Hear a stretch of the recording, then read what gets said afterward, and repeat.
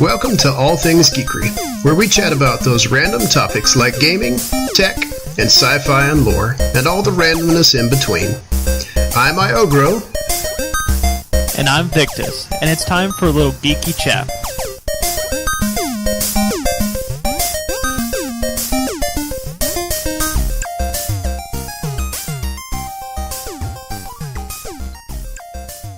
Real money transactions are threatening my love of Destiny.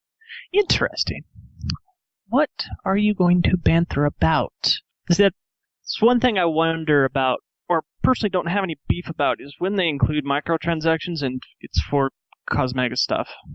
Don't get me wrong, I'm not a huge fan of cosmetic items in games. I think the game content and the story is more important to me than the way I look, to a certain degree, and it depends on the game. Lord of the Rings Online, they don't do a lot of cosmetics that you have to go buy. A lot of stuff you get. Gotta go grind for it. Different events and stuff you can go do gives you a lot. A lot of the console games and even a lot of the PC games outside of MMOs that I've played, I've seen that model come in where you have to go buy, say, a cosmetic pack and you get a whole outfit with it. And I think it's great. I think it's cool. It's a good way for companies to have a little bit of subsidized income come in. And I think it plays into, a little bit of the player's wants and needs. Because, don't get me wrong, I like cosmetics. Gotta have a cool-looking player if you're gonna play the game. Yeah, and I think it also helps for us that don't like subscriptions. I mean, it's kind of hard to justify a $15 a month payment to, go back to World of Warcraft. When you have Destiny, which you paid that up front, and they're playing it as an MMO, and they're playing it to where they want you to continue to play it. But to provide that continual support, that continual income to support their engineers, their developers, their troubleshooters, etc., that helps them. Yes, it does create extra cash flow to them, but so far it's been successful. I mean, Blizzard makes bank off of it. Now Destiny's making bank off it. Heck, I spent $15 the other day just to get my couple dance moves. So I spent like $10 a couple of nights ago in Destiny just to pick up, what are the new boxes called? The Sterling Treasures? Sterling Treasures, yes. I picked up like 2 or 3 of them. Yeah, I think it's a great idea. Granted, Destiny, much different model. I like what they're doing with the game. Sell it as an MMO. Go grind the game, and I think the grinding of the game, because of the visual features, the story, the action that you get in the game, it's not a grind to me. Now, the mission that we've been playing that was 3-week long, gotta go get this taken Lord that was, we'd have him down to almost dead and then he'd disappear. That kind of grind's frustrating. But outside of that, I think a game model that you pay upfront for, and then within the game they subsidize those funds from some in-game content that you can buy for cosmetics, ships, weapons, stuff like that. I think that is a very smart thing to do, especially with what Destiny did. They're subsidizing those funds with in-game content to pay for the next updates that come out, to pay their people. I think that kind of stuff is very smart. Now, the games that go gouge you, that you pay by month to go be a part of, that kind of stuff drives me nuts. Yeah, and going back to World of Warcraft, because it still has its subscription base, but then it also has its own paid market where you can go and you can buy pets, you can buy mounts. I think you can buy a couple other cosmetic things on there, but they have both systems on there. And I think that's really where it took off. They weren't the first ones to start it, but they were the first ones to do it on a major scale. Yeah, they definitely were. Now, I haven't played WoW in years. It never was one of my favorite games, but it was fun. I had a few people that I ran with in a clan, but you know me, my fan base comes from Lord of the Rings and the medieval style games. So, and Lord of the Rings took that. They've got their subscription base, so you've got your VIP players that still pay in. There's a ton of them, but they've got the free-to-play mode as well. Premium players who at one time were VIP have bought content but don't pay into the subscription anymore. They get a little more access to things in the game. Whereas free-to-play, it's not even free-to-play, it's pay-to-play. So you pay for the content expansions, quest packs, things like that. So that's where almost a 10-year-old game now is making its money. Yeah, it's all the different models of where they want to go, how they're going to make their money, and what we as gamers enable them to do. People gripe and complain about the microtransactions, and you know what? Some companies do rip people off. They have the pay-to-win systems in some games. Most of those fall flat on their face because people get so frustrated at them. They probably make a little cash on them, but it's those that slip it in as kind of like a bonus. Yeah. Cosmetics. You get the marketplace. You can buy extra stuff that doesn't affect for those competitive games. It doesn't affect your competitiveness against another player, or doesn't affect your stats in game. It'll affect your looks. It'll affect your dance moves, whatever it may be. Absolutely, and I think that's definitely important. Like you said, it doesn't affect the player's stats or anything like that. Now, does it create a level of competitiveness? To a degree. I think there are some people out there, me not being one of them. Again, I like the gameplay and the stories a lot better. If a game doesn't have a story, forget it. I'm probably not going to play it at all. But if it's got some type of story that goes along with it, then yeah, you've pretty much caught my attention. But there are people out there who pay in to play games specifically for their cosmetic systems and their role-playing systems. And I think there's some competitiveness that goes on that scale as well. That does bring in a good point, and I haven't thought about that before, is for those that do the role play, and all of a sudden, you've been trying to grind to get this really awesome set of armor, this really awesome sword to go along with your role play that you're trying to do in game of whoever heroic or bad character you're trying to play at, and somebody pops in, spends $20 and gets a really fancy set of armor that looks really awesome and is about the same thing, and you've been sitting here grinding for 3 months and only have 4 pieces of the 10-piece set. It can be frustrating, yes, but that's the thing, is they're not in it to have the gear to go grind these big missions with or do raids. They want it purely for looks. So the game that I play, Lord of the Rings, is the only big MMO that I've got right now that's PC based. There are literal just music groups. When I say music groups, I mean music groups, like actual people that get together that have formed bands. There's an amazing music system inside Lord of the Rings. They write their own tab music for these songs. They have a word and lyric system that they've programmed that you can write your own lyrics and it pops up on the screen and plays along with the song. I'm talking role-playing to like a next-level degree for this thing. So, anyways, they found this big iconic location out in Middle-earth and invited a ton of people, and they crashed the server. They had so many people log in for it. Wow. Yeah, took it down. But the pictures that I got to see, we were talking hundreds of people inside an MMO all gathered around to watch these bands that came out and signed up to come out and play different songs. There was everything from AC/DC style songs to your old 1950s, your pop modern, and then they had your classic kind of, war-driven epic music that you'd see inside of a Lord of the Rings. But these bands get together, and it's made up of hobbits and dwarves and elves, and they all got matching costumes, and they put plays on, and they shoot fireworks off, and that's all they do in the game. They'll come do these events, and you won't see them for 5 months, because that's all they do. Outside of that is they plan for next event. They've never played the game. See, and each to their own. I mean, if you're getting a kick out of that, playing in the game where you're part of this, you're basically role-playing as a bard, have your own band going through, all power to you. You've made the game more entertaining for me as a gamer, which is running through a raid. I'm going in between instances, and I stop by, and I kind of sit down and watch this band play. Brightens my day, and I continue on. And probably have a better strike because of it. Yeah, absolutely. I've got a couple of tunes inside one of the kinships that I'm part of. He does some role-playing. Every once in a while, I'll go join up. Our kinship's got a band that they host events with.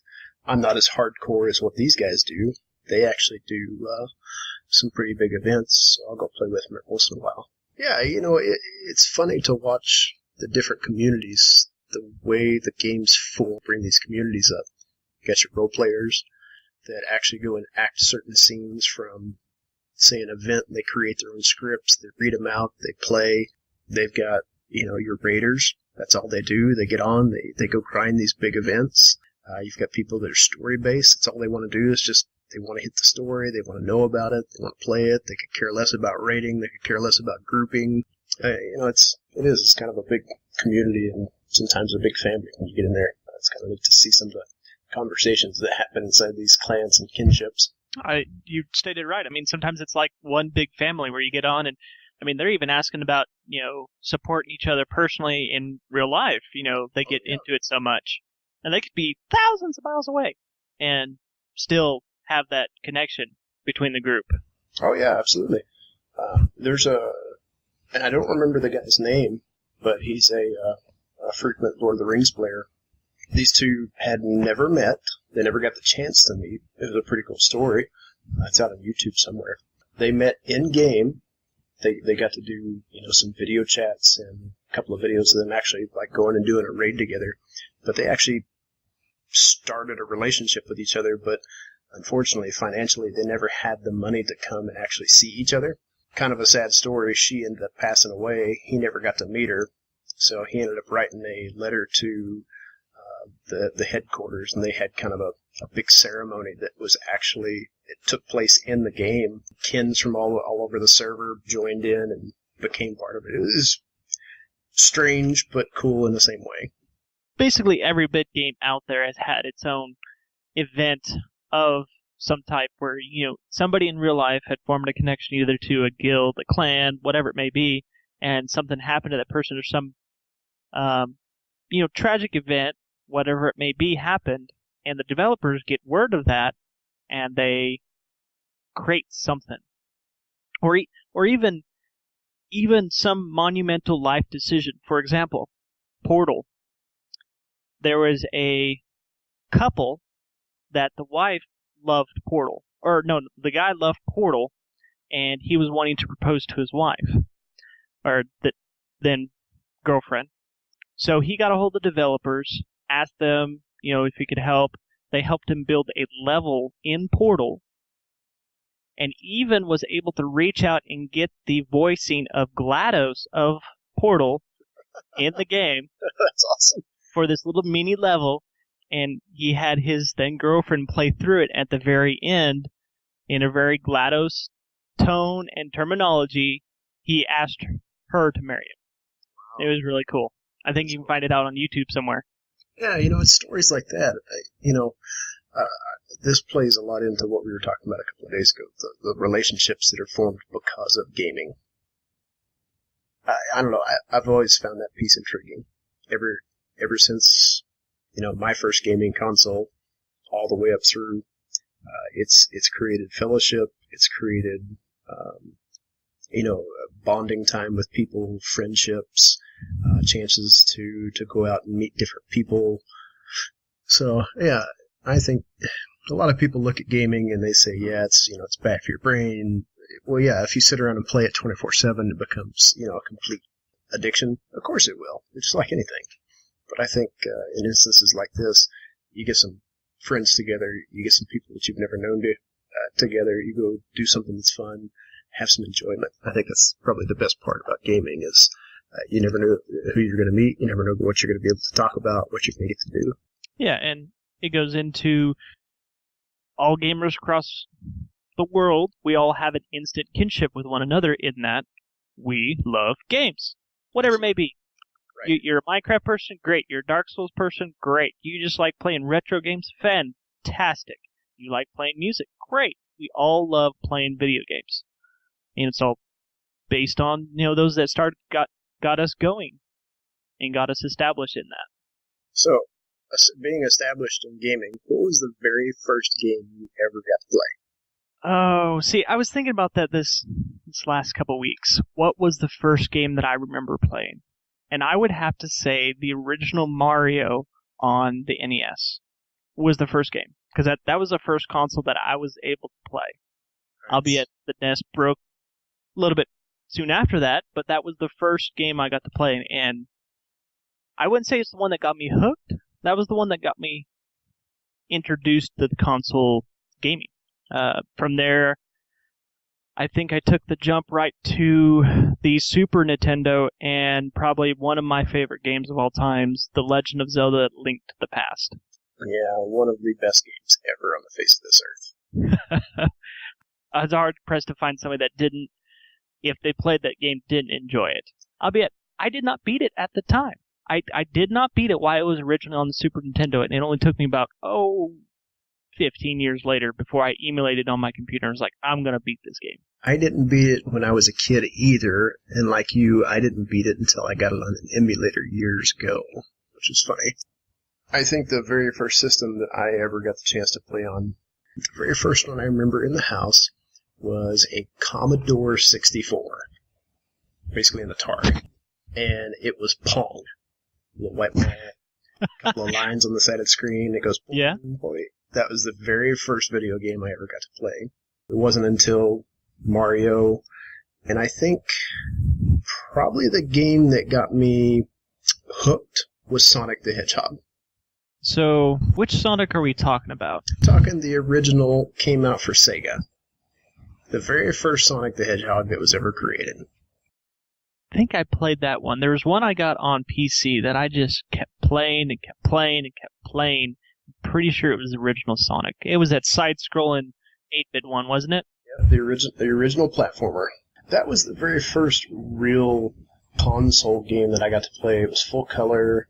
You got to see a character, that you got to kind of see a story that went along with what you were doing. Soon after that, of course, the Super Nintendo was released, and you had Mario 3 that came out, so you had the raccoon tail that you could get. Yep. Of course, that was like my all-time favorite game when it first came out. I was always a huge role-playing, loved the RPGs. Zelda, couldn't go wrong with Zelda. It was blasted hard back in the day, and sometimes complicated, confusing. Got this blob on the screen, you have no idea what the heck you're supposed to do with it. I loved what they did with Zelda. I think they morphed the game really well. I think those couple of games, again, we're talking retro 8-bit, Sega Genesis, Nintendo Entertainment Center. Those are really what got me to enjoy games from an aspect of, it wasn't just a game, it wasn't just something to go play, it was basically art to me. I grew up in a very artistic family. My brother and sister were artists. They painted, they drew, they were extremely good. I grew up in that same mentality. The graphics arts background. So to me, gaming wasn't just something to sit down and mind-numbingly go do. It was something that was art to me.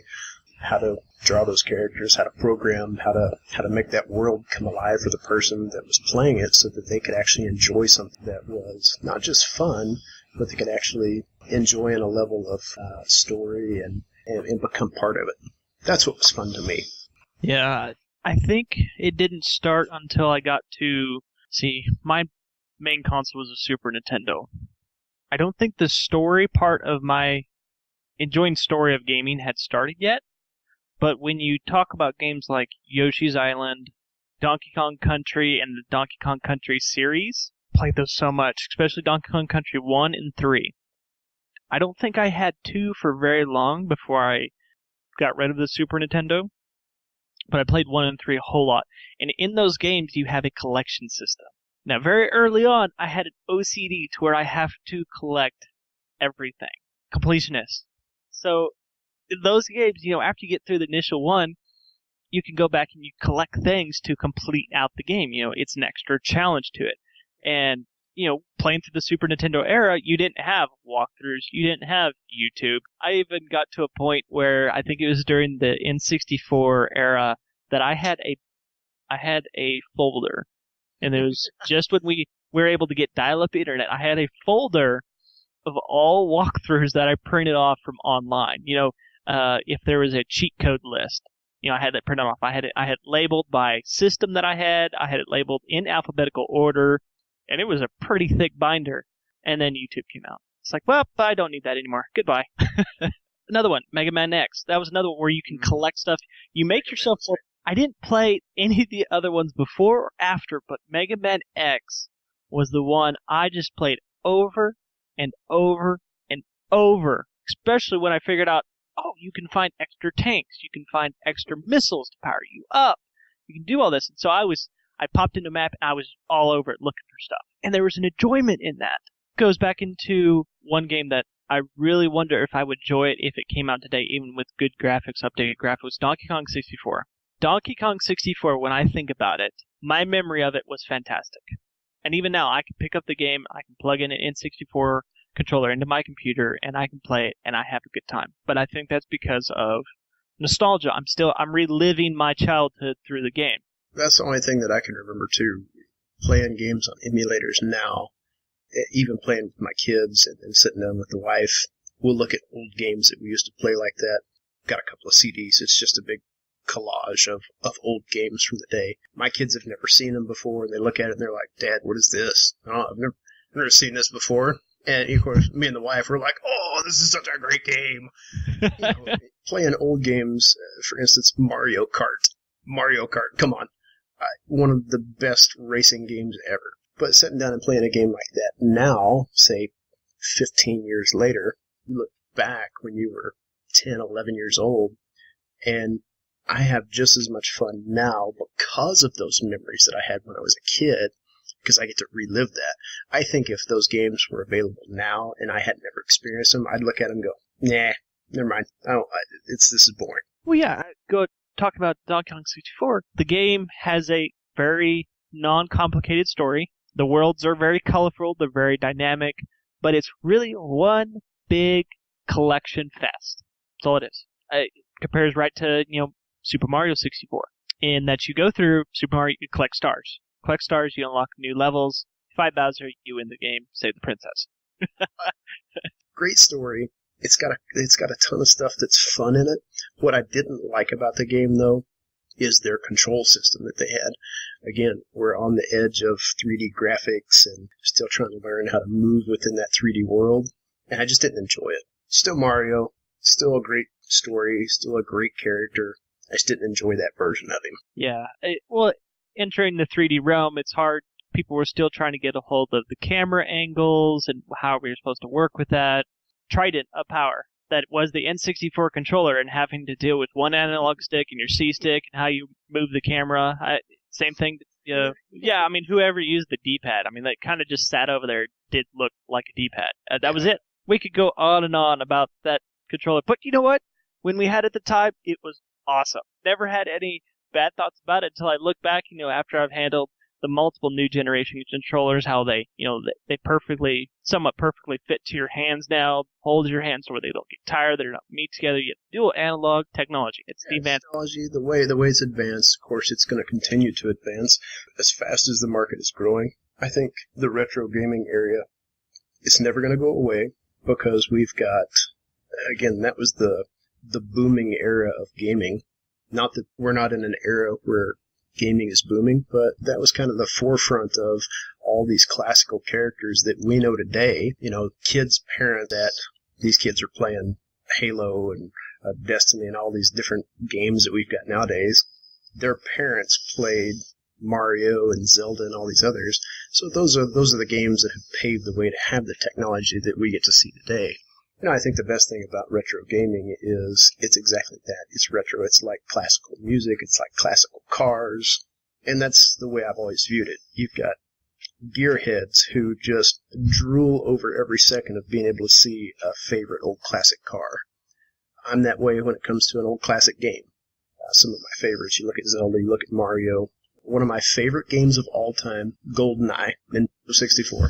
Yep. One of the best first-person shooters ever made. Dang you, those that played it, oddball. Dang you. And it's like that classic car.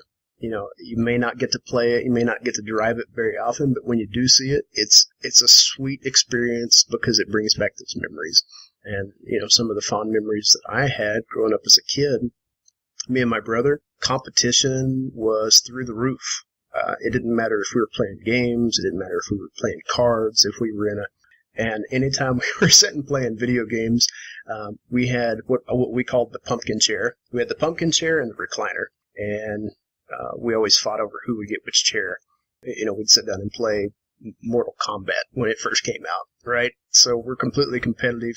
We're elbowing, we're punching each other, we're kicking each other, and we're trying to fight in the middle of the game. Yeah, those are great memories, and those have come along with me as I've gotten older. And now I get to see that between me and my wife and my kids. And it's cool stuff to experience with them now and talk about it later on about what and how did that relationship between me and my brother and my sister and the friends that I had back in the day, how has that formed my opinions that have come into this time frame? It's made me who I am. If I hadn't experienced that with my brother or some of the game systems that I got to have when I was a kid, maybe some of those relationships that I got to experience with the friends that I had, I wouldn't have known that. I wouldn't have had them. They just would have been different. Yeah, it goes back to, it's hard to say, but Halo 2 is nostalgia for me. That was probably the most played game at the LAN parties I'd go to. The most played. We'd spend 13 hours on an overnight LAN party playing Halo 2 over and over and over again. Competitive, play teams, go through it. It was kind of a eye-opener when I think about it, and I was like, wow, Halo 2, that could be in our nostalgia talk. That's a little scary. It's an old game. It is. Our favorite game was Quake 3 Arena. Yeah, I went to a couple, it was more modern computer LAN party, and the one we played was Quake. It was kind of fantastic because everybody had these really powerful computers that could play really high-end graphics. We're all playing Quake 3. So back when we had our LAN parties, we'd get 10, 15, 20 dudes over at somebody's house, and we're talking high school era, so we're like the ages of 16, 17-ish, somewhere right in there, and we'd just make a weekend out of big gaming events like this. We'd get everybody's computers set up on desks, and this was back in the day when CRT monitors were like the size of a kitchen table, and your computer was about double the size of a kitchen table. It took like 4 guys to lug this machine into the house, and it took a generator to power everything that was going on in the house. And it raised the temperature in the house to like 93, air conditioning, all the windows are open. The house reeked, smelled like a bunch of BO rank dudes, snacks in every corner, you name it. It was, why we thought that was fun, I don't know. Looking back at that now, at the age I am, but again, it's that nostalgic memory, the friendships that we had, the times that we got to experience and have with each other. That goes into, I think we don't consciously think about how we're treating new games that come out compared to the memories that we had of the old games. You have those that are going on now, 7, 10, 12 generations of the same type of storyline. Mario comes to mind, Zelda comes to mind, Final Fantasy comes to mind. Great point bringing up Final Fantasy. Final Fantasy 7, the one everybody's hyped about to come out at high resolution, remastered edition. And they really are. They're remastering it. But every Final Fantasy between when that one came out to now when it's coming out remastered, they've always judged it against that one. Valid so. It was a great game. Great game.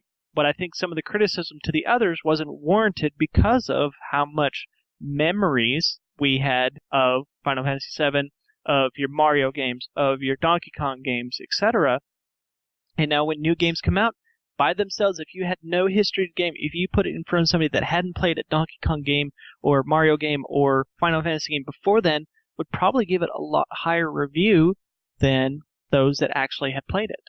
Yeah, I mean, it comes down to personal perspective and, personal preference on gaming. One game that I like, something that maybe I played 10 years ago, I pick it up now and have the same enjoyment. Somebody else that's never seen it comes in and it's like a disgust to them because, it doesn't hold up to any standards of what they've seen or the memories that they have now. But I also like your point, Sam. I think the games that we have now, is there that same fellowship and same camaraderie that goes into the gaming now? I think there is. It's different. Before, we didn't have the internet, we didn't have connections to be able to log in and, hook up with 5, 6, 7 different friends and go run a raid in Destiny. That just didn't exist. You had to actually physically be there with the person. So that in itself made gaming a lot different than what we have now.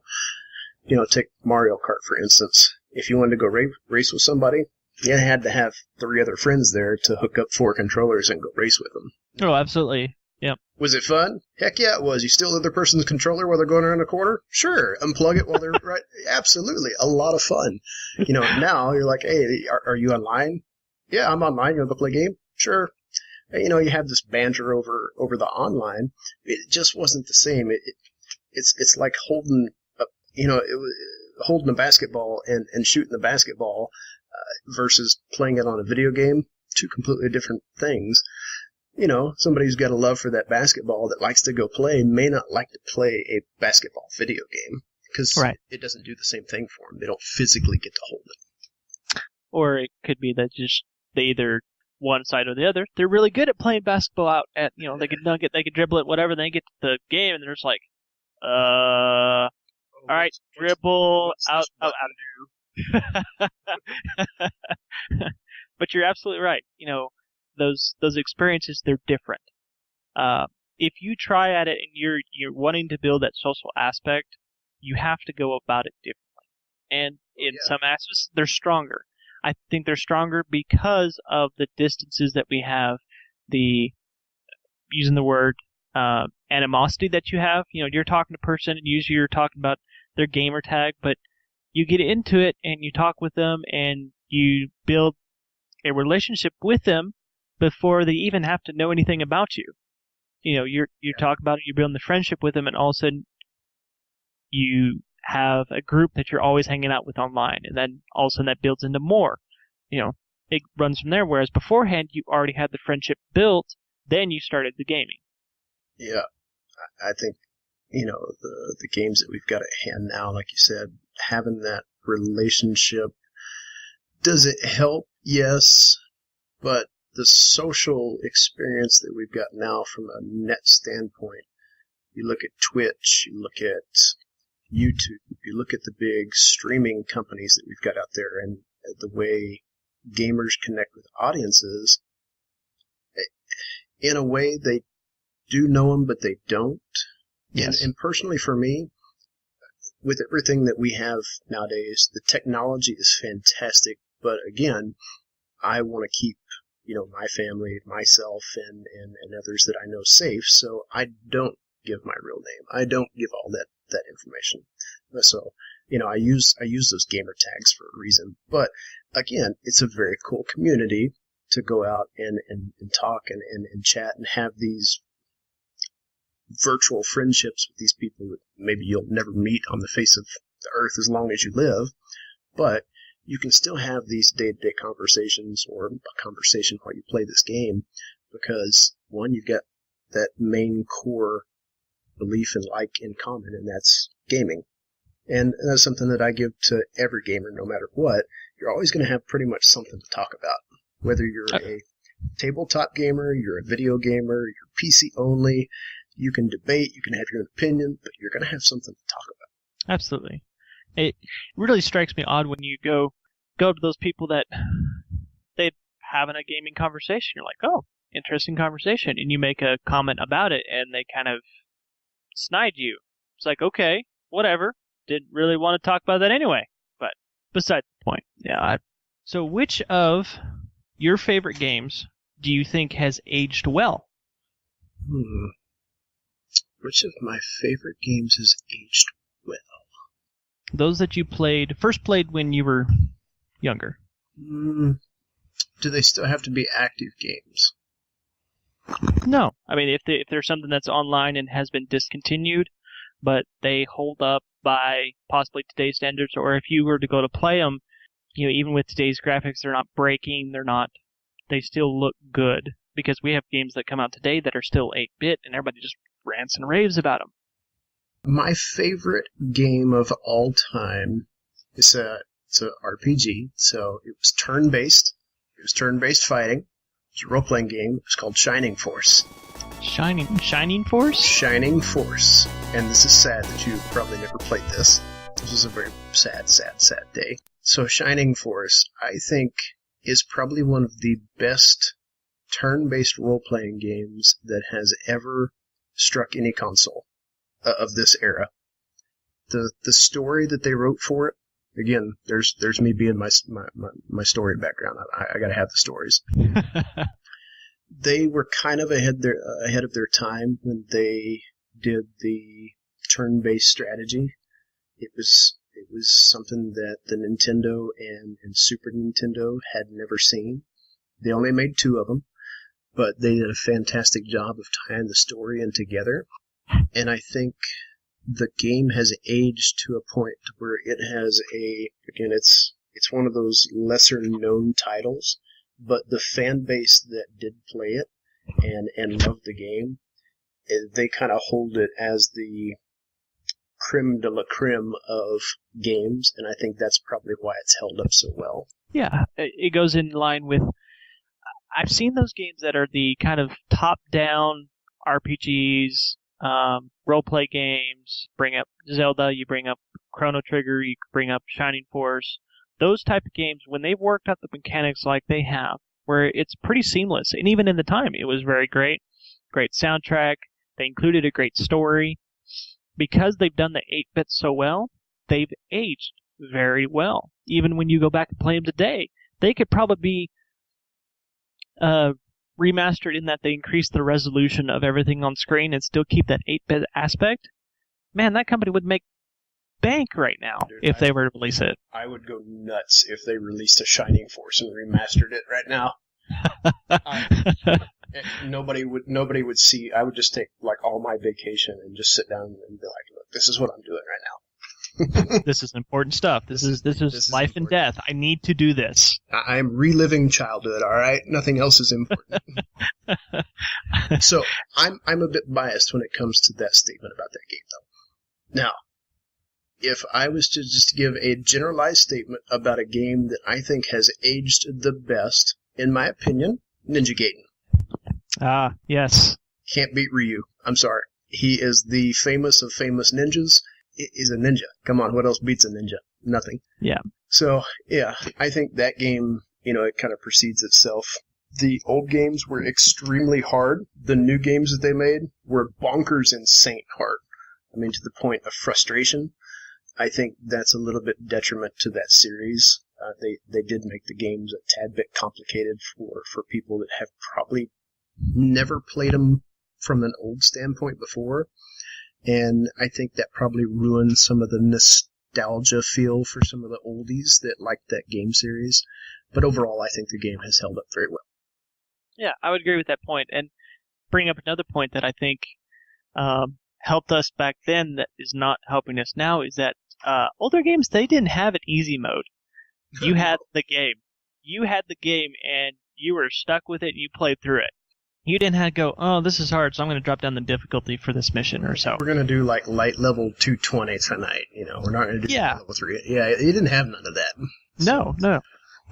You had to go through it, and you had to beat it.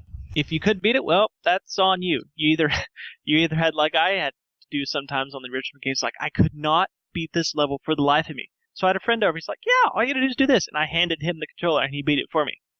I'll be able to take a little bit of enjoyment out of it, but I was pretty frustrated at that point to the point of not playing the game anymore. I just wanted to get through that level, just get through it.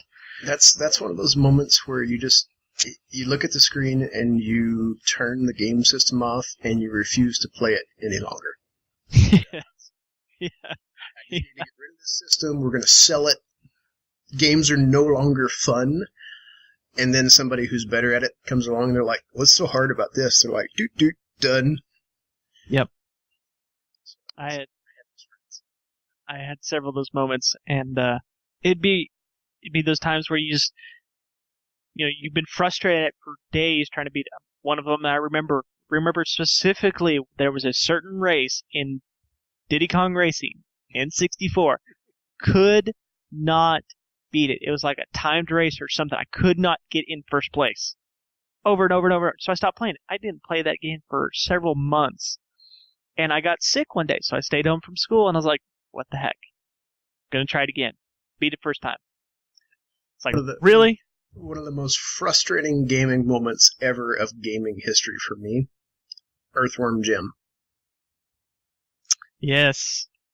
It was I don't know if I can call it good or not. It frustrated me to the point that I told myself I was going to beat the game just being spiteful to the game company that created this monstrosity. Again, it came out when I was like 10, so like you stay home when you're sick from school or, suck up an onion and, oh, Mom, I can't go to school. Yeah. Yeah. I spent like hours playing levels in Earthworm Jim, and I don't know why. It was one of those awful, awful, awful games that was fun. Uh-huh. Yeah, but it's one of those has now become a cult classic. It's so bad, everybody knows about it, and we play it because of it. Dude, he's an earthworm that carries around freaking Uzis and has a propeller on his head and flies around and shoots bad guys. Come on. The propeller is his head. Yeah, just don't be technical. Yeah. Man. The memories. The memories. Oh, right? the memories. Oh, the memories.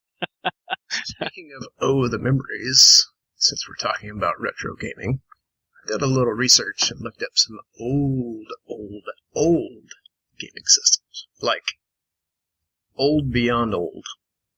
The Magnavox Odyssey. Have you ever heard of that? Yes, I have. It says it was the very first game console ever released, predating even Pong for the Atari. Wow. But it doesn't get credit for it, I think, because I don't think it was mass-produced like the Pong was. I think people equate with Pong because of its success. Yeah. Kind of. So the games that came out for it, it was pretty lackluster because it was just black and white. And the Atari had that beat because it did have some color. Mm-hmm. And it only sold about 300,000 units. So, again, there's some pretty crazy old systems out here. Granted, the Atari's kind of the big famous one that hit the market. Remember when Atari tried to make the big comeback around the early 90s with their Atari Jaguar, their 64-bit system, which really wasn't 64-bit. They tried to add 24-bit and 16-bit and say it was 64-bit. They're like, it's a gaming system, and it was CD-based. Ooh, look what we can do. And yeah, it failed. Yeah. So yeah, I think all these systems, again, these companies that have led up to this, the failure of the Atari, you look back at the 3DO. 3DO, I mean, we were talking like the big, I think it was a Panasonic system. Yeah, Panasonic 3DO, if I remember right. Anyways, this sucker started at like $750. And it had 4 or 5 games. And they were CD-based, and it was awful. But again, it was one of those companies that kind of brought the gaming era from the cartridge, talking retro 8-bit, 16-bit era. Have to plug the gaming cartridge into the top to, oh, look what we got now. We got CDs. We can plug these CDs in and drop them in, and we can play games off of them. That's what you always feel bad for those that first, they are trying to be advanced, go out on a limb to try to be the new thing and start off with the CD, start off with the new era, and they're the first ones to hit, and it flops because people aren't used to it. People are used to their cartridges. People are used to. That's why N64 held on for so long, because that's what people like. People like the cartridges. I have fond memories and some bad memories of cartridge not working. Let's gotta blow on it. Yep, gotta blow on it, gotta turn it upside down, shake it a little bit. Yeah. That Never did. But it did work that 1 of 1,000 times. It did. So you think you have to do it every single time? Absolutely. It was the one master of fix-all for all cartridge systems. Didn't matter whether you had a Nintendo or a Sega. Yep. And there's still the great retro battle of which one was better. That's for another episode, though. Another episode. That could be a multi-episode for the next 2 years. And it still wouldn't be resolved. And it still wouldn't be resolved. Yeah. But thank you all for being with us as we travel down memory lane, talk about nostalgia, does it affect our current views of games, and how we review them. Do we need to always take that into effect when we look at new games? Yeah, we hope you guys have really enjoyed this episode. It's been a lot of fun for us to take that look back at our childhood. Again, it's a couple of geeks.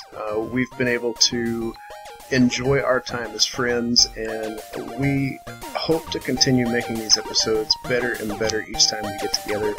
This one was a lot of fun for us because we got to experience some of these games that we talked about in a form and fashion that still gives us pleasure, still gives us enjoyment, and that's why we do this podcast. It's a passion of ours, and we want to continue bringing that for our listeners. So guys, thank you so much for supporting us. Thank you again for joining in on this session.